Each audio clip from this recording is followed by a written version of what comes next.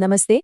सोचिए जरा, कोई शादी का प्रस्ताव रखने जाए, लेकिन बात बनने की जगह जमीन के एक टुकड़े और अपने कुत्ते की शान को लेकर इतनी बिगड़ जाए कि रोमांस की तो छोड़िए, सिर्फ हंगामा ही हंगामा हो।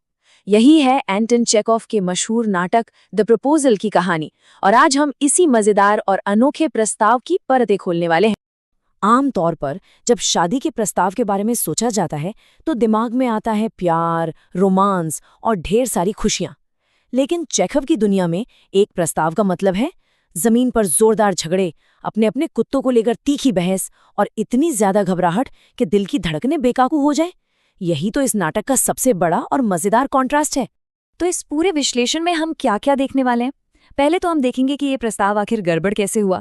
फिर मिलेंगे इसके झगड़ालू किरदारों से, उनकी जमीन और कुत्तों पर हुई मजेदार बहस को समझेंगे और ये भी जानेंगे कि चेखव ने इसे इतना हंसाने वाला बनाया कैसे।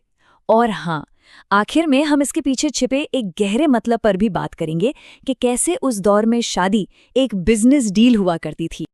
तो भाई, इस पूरे हंगामे के पीछे आखिर है कौन? चलिए मिलते हैं इन मजेदार और हाँ, झगड़ालू किरदारों से। सबसे पहले है इवॉन लोमोव, एक 35 साल के अमीर जमींदार जो हर वक्त अपनी सेहत को लेकर परेशान रहते हैं। फिर है 25 साल की नतालिया, जिनकी आदत है कि वो किसी भी बहस में हार नहीं मानती। और आखिर में है उनके पिता चुबुकोव, जिन्हें और कुछ नहीं, बस अपनी बेटी की शादी की जल्दी है। अब जब ऐसे तीन लोग एक कमरे में होंगे तो हंगामा तो होना ही है ना? तो होता ये है कि एक सीधा साधा सा शादी का प्रस्ताव अचानक एक जोरदार लड़ाई में बदल जाता है। देखते हैं कैसे छोटी छोटी बातें इतना बड़ा हंगामा खड़ा कर देती हैं। लोमोव बेचारा जैसे तैसे हिम्मत जुटाकर बात शुरू ही करता है कि गलती से उसके मुंह से ऑक्सन मीडोज नाम की जमीन का जिक्र निकल जाता है। बस फिर क्या था, नतालिया तुरंत दावा ठोक देती है कि वो जमीन तो उनकी है। और यहीं से बात इतनी बिगड़ जाती है कि बेचारे लोमोव का दिल जोर जोर से धड़कने लगता है। अब जब लोमोव थोड़ा संभल कर वापस आता है तो लड़ाई का दूसरा राउंड शुरू हो जाता है। और इस बार मुद्दा क्या है? कुत्ते। लोमोव अपने महंगे कुत्ते गैस की तारीफों के पुल बांधता है तो नतालिया अपने कुत्ते स्क्वीजर को दुनिया का सबसे बेहतरीन शिकारी बता देती है। बहस इतनी ज्यादा बढ़ जाती है कि लोमोव बेहोश होकर वहीं गिर पड़ता है। अब सवाल ये उठता है कि चेखोव इस इतनी मामूली सी सिचुएशन को इतना मजेदार बना कैसे देते हैं। चलिए उनकी कॉमेडी के पीछे का राज समझते हैं। देखिए, ये जो नाटक है ये प्रहसन, या जिसे अंग्रेजी में फार्स कहते हैं, उस स्टाइल में लिखा गया है। इसका सीधा सा मतलब है कि इसमें जानबूझकर ऐसी अजीबोगरीब और अविश्वसनीय सिचुएशन बनाई जाती है जिससे हंसी आए। जैसे कि शादी का प्रस्ताव रखते रखते कुत्तों पर बहस करने लगना।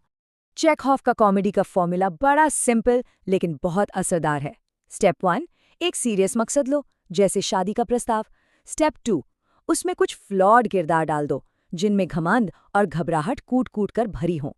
स्टेप 3, एक छोटी सी चिंगारी लगाओ, जैसे जमीन का एक टुकड़ा। और फिर बस आराम से बैठकर देखो कि कैसे पूरा मामला हाथ से निकल जाता है। चेखोव यहाँ 3 बड़े कमाल के टूल्स इस्तेमाल करते हैं। पहला तो है ह्यूमर, जो छोटी छोटी बातों पर होने वाली बचकानी लड़ाइयों से पैदा होता है। दूसरा है विडंबना, मतलब आयरनी, कि एक प्रस्ताव जो 2 परिवारों को जोड़ने वाला था वही उन्हें तोड़ने का कारण बन जाता है। और तीसरा है सटायर, यानी व्यंग, जो उस समय के अमीर समाज के प्रॉपर्टी और स्टेटस को लेकर जुनून का मजाक उड़ाता है। लेकिन रुकिए, इस सारी हंसी मजाक के पीछे ना एक बहुत ही सीरियस सोशल कमेंट्री छिपी हुई है। चलिए अब उस पे नजर डालते हैं। तो क्या इसे बस एक मजेदार कहानी मानकर भूल जाएं, या फिर इस हंसी के पर्दे के पीछे कोई गहरा सच भी है? चेखोव की यही तो खासियत है, वो हंसाते हंसाते समाज को आईना दिखा जाते हैं। ये एक कोटेशन है जो पूरी बात को साफ कर देता है। ये नाटक हमें क्रांति से पहले के रूस के उस समाज में ले जाता है जहां पैसे और जमीन की कीमत इंसानी रिश्तों से कहीं ज्यादा थी और महिलाओं को एक वस्तु की तरह देखा जाता था। 19वीं सदी के रूस में शादी प्यार मोहब्बत का मामला कम और एक इकोनॉमिक डील ज्यादा थी। अमीर परिवारों के लिए ये अपनी जमीन जायदाद और दौलत को बढ़ाने का एक तरीका था। इसीलिए लोमोव और नतालिया का जमीन के एक छोटे से टुकड़े पर लड़ना सिर्फ एक मजाक नहीं, बल्कि उस दौर की कड़वी सच्चाई को दिखाता है। और यही तो इस नाटक का सार है। लोमोव नतालिया से इसलिए शादी नहीं करना चाहता कि उसे उससे प्यार है। नहीं, वो तो इसलिए प्रस्ताव दे रहा है क्योंकि नतालिया एक अच्छी हाउसकीपर है और पढ़ी लिखी है। उसकी नज़र में ये एक अच्छा सौदा है, प्यार का इजहार नहीं। और आखिर में ये नाटक हमें एक बहुत बड़े सवाल के साथ छोड़ जाता है। ये किरदार अपनी छोटी छोटी जिद और झूठे अहंकार में इतने डूब जाते हैं कि अपना असली मकसद यानी शादी ही भूल जाते हैं। ये हमें भी सोचने पर मजबूर करता है।